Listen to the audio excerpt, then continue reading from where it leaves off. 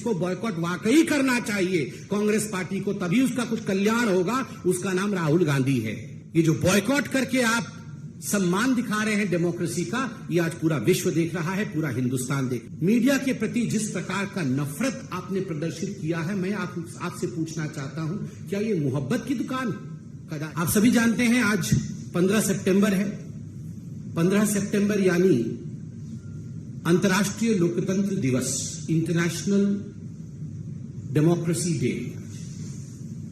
आज के दिन जिस प्रकार का एक सर्कुलर ये इंडिया अलायंस या घमंडिया अलायंस कह लीजिए, उन्होंने जारी किया है और कुछ पत्रकारों का नाम, बकायदा नाम लिखकर जारी किया है। यह हिंदुस्तान के लोकतांत्रिक इतिहास में पहले कभी नहीं हुआ था कि इस प्रकार पत्रकारों के नाम के साथ कि हम उन्हें बॉयकॉट कर रहे हैं, एक सर्कुलर जारी किया जाए। यह पत्रकारिता का विरोध है और इंटरनेशनल डेमोक्रेसी डे में कहीं न कहीं यह दिखाता है कि कुछ ऐसे दल आज भी हिंदुस्तान में हैं जो पहले भी लोकतंत्र पर विश्वास नहीं करते थे और आज भी लोकतंत्र और लोकतांत्रिक प्रक्रियाओं पर विश्वास नहीं रखते हैं। एक इतिहास है, there is a chronology in history.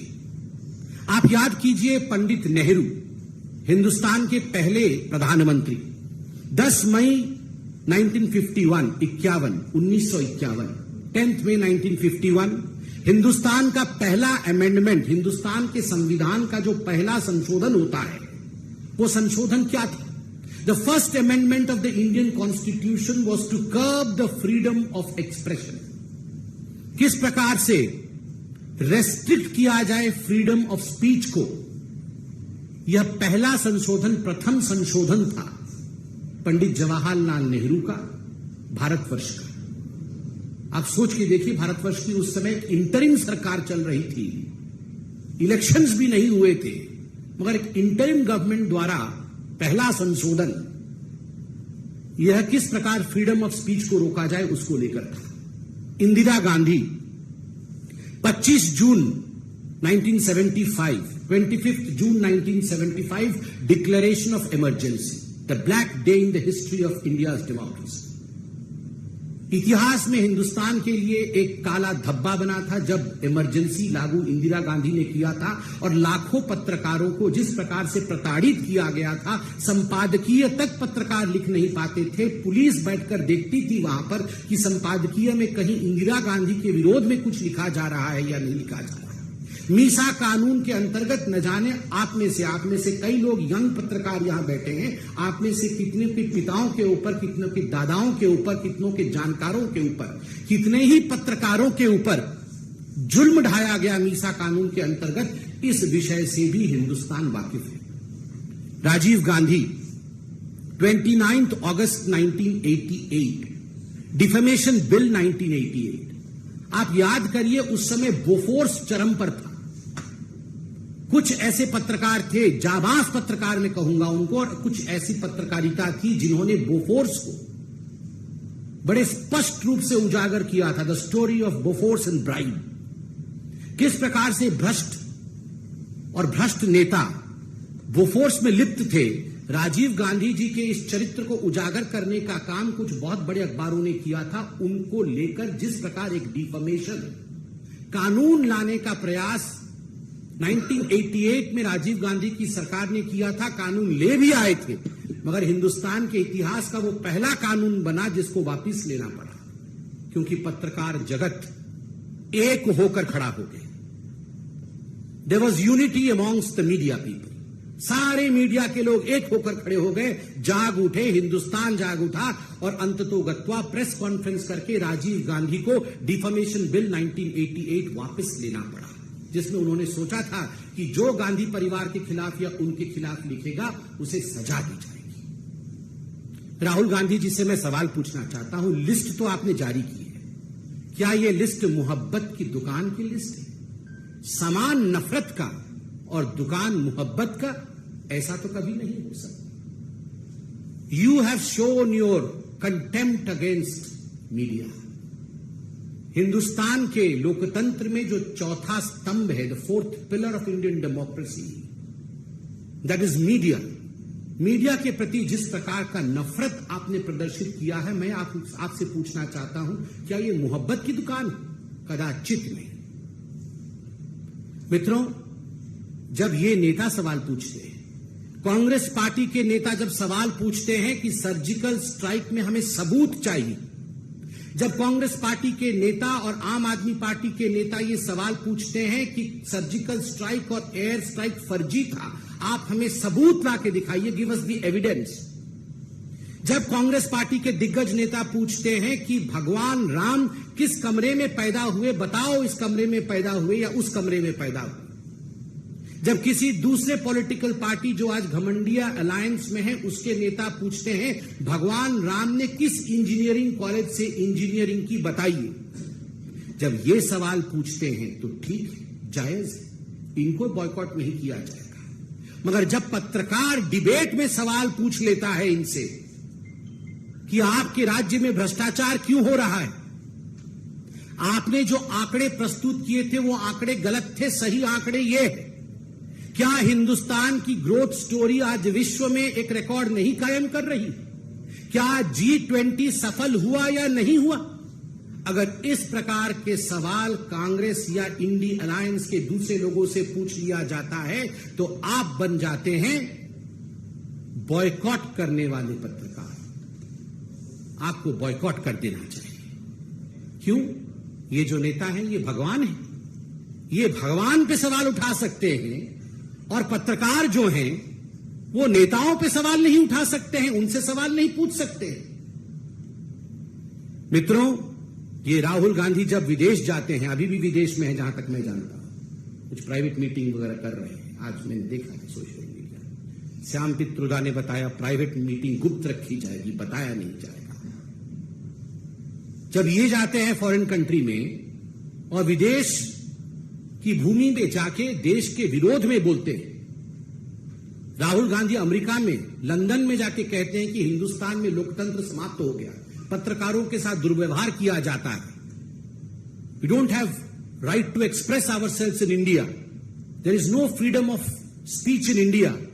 This is freedom of speech Rahul ji. ये जो आपने लिस्ट जारी की है ये फ्रीडम ऑफ स्पीच है, ये पत्रकारिता का सम्मान है, ये पत्रकारों का सम्मान है। ये जो बॉयकॉट करके आप सम्मान दिखा रहे हैं डेमोक्रेसी का, ये आज पूरा विश्व देख रहा है, पूरा हिंदुस्तान देख रहा है। और मित्रों, आप सब पत्रकार बैठे हैं यहां पर और आपके माध्यम से और टीवी के कैमरे के माध्यम से मैं करोड़ों पत्रकारों से आज सवाल पूछता हूं, क्या ये जो 14 नाम लिखे गए हैं ये बॉयकॉट के नाम है या ये टारगेट लिस्ट है? क्या इनको केवल बॉयकॉट किया गया है या इनको टारगेट करने के लिए इनके नाम जारी किए गए हैं? मैं ये सवाल पूछता हूं। ये हिट लिस्ट है। कुछ ऐसे पत्रकार हैं जो डिबेट नहीं करते, जो डिबेट नहीं करते हैं, आप उनमें गेस्ट भेजेंगे ही कैसे? तो उनके नाम क्यों रखे गए हैं? टारगेट करने के। एफआईआर डालेंगे, आपको छोड़ेंगे नहीं, आपको मसल के रख देंगे।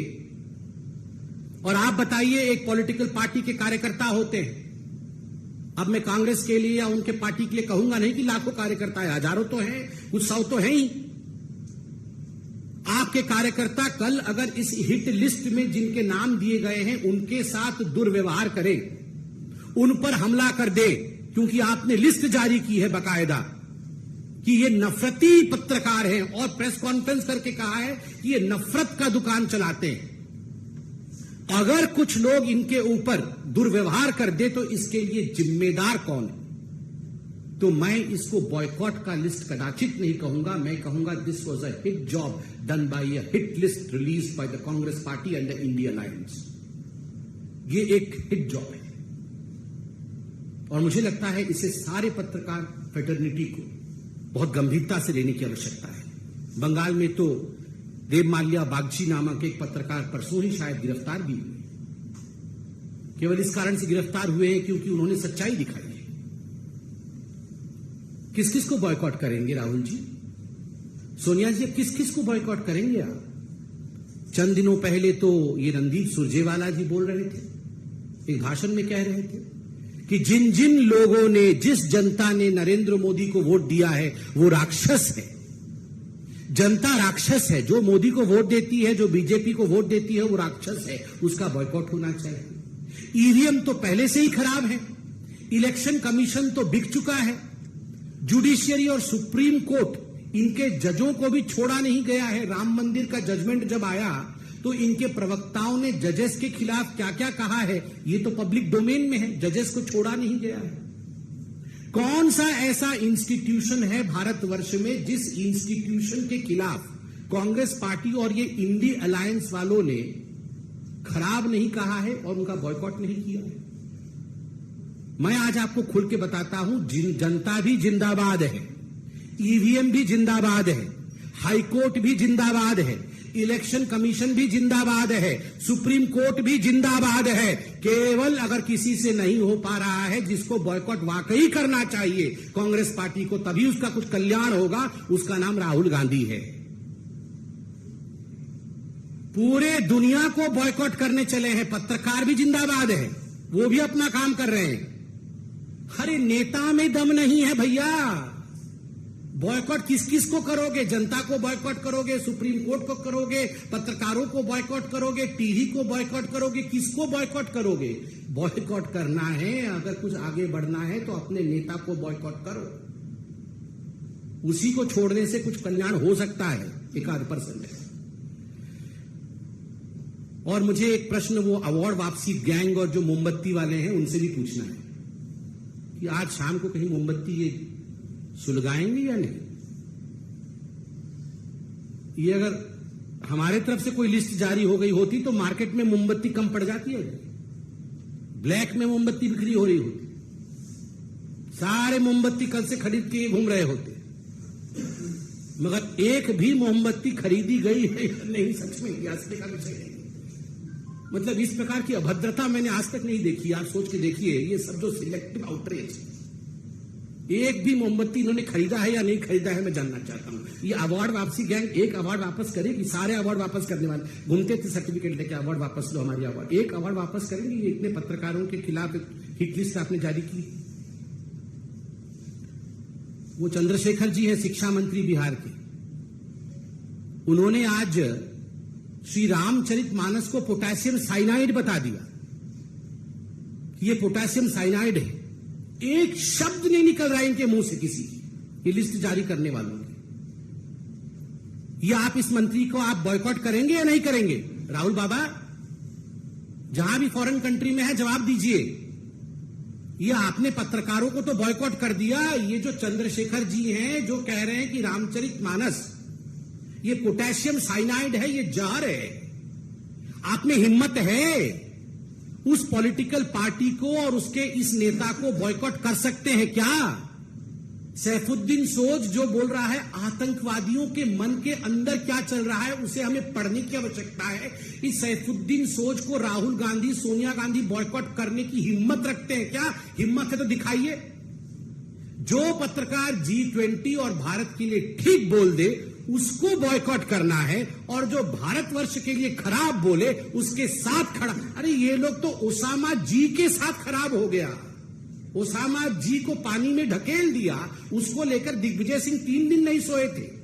आतंकवादी वो बाटला हाउस में मर गए थे 3, उसमें सोनिया गांधी जी रो रो के बेहाल हो गई थी। इनका हाल तो ये है, आतंकवादियों के साथ खड़ा होना है, उनको बॉयकॉट नहीं करना है। बाटला हाउस वाले आतंकवादियों को देख करके सोनिया गांधी उनकी डेड बॉडीज को रो दी थी, तो सो नहीं पाई थी। ये मैं नहीं कह रहा हूं, उन्हीं के नेता सलमान खुर्शीद ने कहा कि Sonia Gandhi could not sleep for 3 nights because 3 बेचारे आतंकवादी मारे गए थे। उनको बॉयकॉट करने की इनमें हिम्मत नहीं है।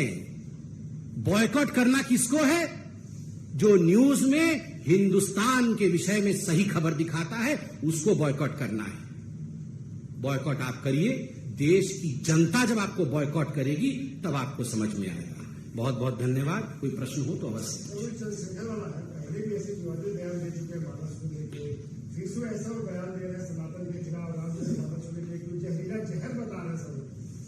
तो जहर तो भरा ही हुआ है उनके अंदर। ये जितने भी इंडी अलायंस वाले हैं, इन सबके अंदर हिंदू धर्म के लिए जो जहर भरा हुआ है, उनके हर वाक्य में ये विषय दिख रहा है।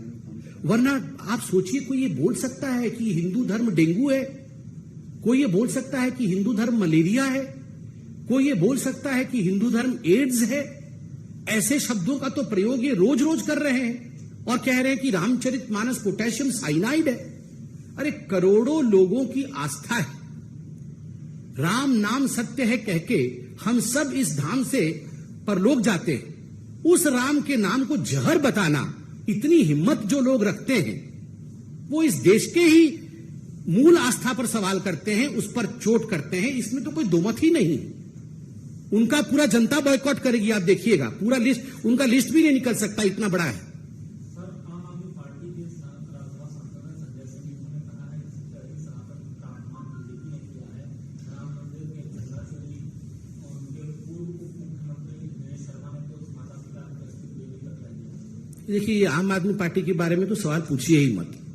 ये आम आदमी पार्टी वो पार्टी है, ये तो अभी 14 की लिस्ट निकली है, उन्होंने तो 24 की लिस्ट निकाली थी बॉयकॉट करने की। लालू प्रसाद यादव उसमें नंबर 1 थे कि सबसे बड़ा भ्रष्ट ये लालू प्रसाद यादव। नंबर 2 पे फिर वो जिसके साथ अभी सब गलबैयां कर रहे हैं ये अरविंद केजरीवाल जी, वो सबसे नंबर 1 भ्रष्ट पे थे। और अब सबके साथ बैठकर बोल रहे हैं कि बीजेपी खराब है। आप सोचिए उस आम आदमी पार्टी पे, ये सारे पार्टी को देखिए। मतलब ये मुझे तो कुछ समझ ही नहीं आ रहा है, ये इंडिया अलायंस क्या कर रहे हैं। ये पहले आम आदमी पार्टी कांग्रेस को बॉयकॉट कर रही थी, कांग्रेस आम आदमी पार्टी को बॉयकॉट कर रही थी, ममता बनर्जी अधीर रंजन चौधरी को बॉयकॉट कर रही थी, अधीर रंजन चौधरी ममता बनर्जी को बॉयकॉट कर रहे थे। वहां पर पंजाब में आम आदमी पार्टी बोल रही थी हम कांग्रेस को घुसने नहीं देंगे। यहां पर नीतीश कुमार और आरजेडी में 36 का आंकड़ा चल रहा था, ये एक दूसरे को बॉयकॉट कर रहे थे। आज ये सब एक होकर बोल रहे हैं पत्रकार को बॉयकॉट कर रहे हैं। कोई जमीर ही नहीं है इनका, ये क्या करते रहते हैं। ये सबको बॉयकॉट करके अपने लिए सत्ता का शॉर्टकट ढूंढ रहे हैं। धन्यवाद।